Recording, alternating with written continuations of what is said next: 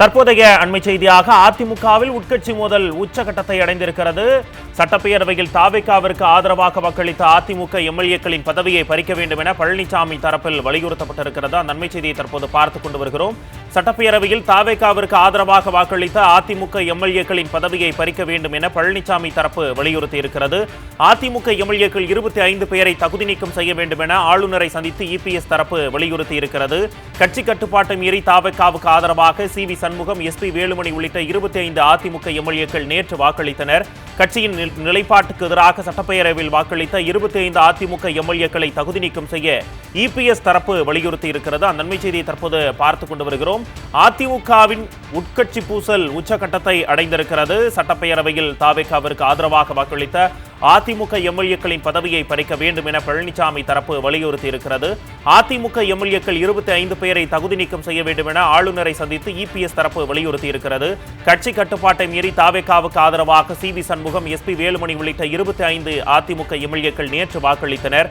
கட்சியின் நிலைப்பாட்டுக்கு எதிராக சட்டப்பேரவையில் வாக்களித்த 25 அதிமுக எம்எல்ஏக்களை தகுதி நீக்கம் செய்ய இபிஎஸ் தரப்பு வலியுறுத்தியிருக்கிறது. அந்த அண்மை செய்தியை தற்போது பார்த்துக் கொண்டு வருகிறோம்.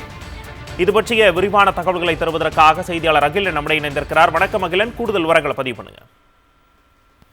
அதிமுக எம்எல்ஏக்கள் 25 பேர் எஸ்.பி. வேலுமணி தலைமை ஆளும் தாவேகா அரசுக்கு ஆதரவு அளித்திருக்கின்றனர். இந்த நிலையில தான் கடந்த 4 நாட்களாக அதிமுகவில் உச்சக்கட்ட குழப்பம் ஏற்பட்டுள்ள இந்த நிலையில இரு அணி தரப்பினரும் தனித்தனியாக ஆலோசனை மேற்கொண்டு வந்தனர். இந்த நிலையில் இன்று காலை எஸ்.பி. வேலுமணி தரப்பு 25 எம்எல்ஏக்களும், எடப்பாடி தரப்பு 22 எம்எல்ஏக்களும் தனித்தனியாக சபாநாயகரை சந்தித்து மனு அளித்திருந்தனர். இந்த நிலையில எடப்பாடி பழனிசாமி தரப்பில் இருக்கக்கூடிய 22 எம்எல்ஏக்களும் நாங்கள் தான் அதிமுக, எங்களுடைய பொதுச் செயலாளர் அறிவித்துள்ள கோடாவை நீங்கள் அங்கீகரிக்க வேண்டும் என மனு அளித்திருந்தனர்.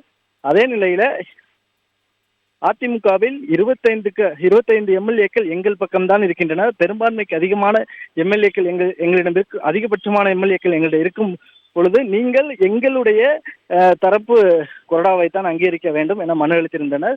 இந்த நிலையில இபிஎஸ் தரப்பு எம்எல்ஏக்கள் ஆளுநரை சந்தித்து மனு அளிப்பதற்காக சென்னை கிண்டியில் உள்ள ஆளுநர் மாளிகைக்கு சென்றிருந்தனர். மேலும் இன்று மாலை ஆளுநரை சந்தித்து எஸ்.பி. வேலுமணி தரப்பு எம்எல்ஏக்களை தகுதி நீக்கம் செய்ய வேண்டும் எனவும் மனு அளிக்க இருக்கின்றனர்.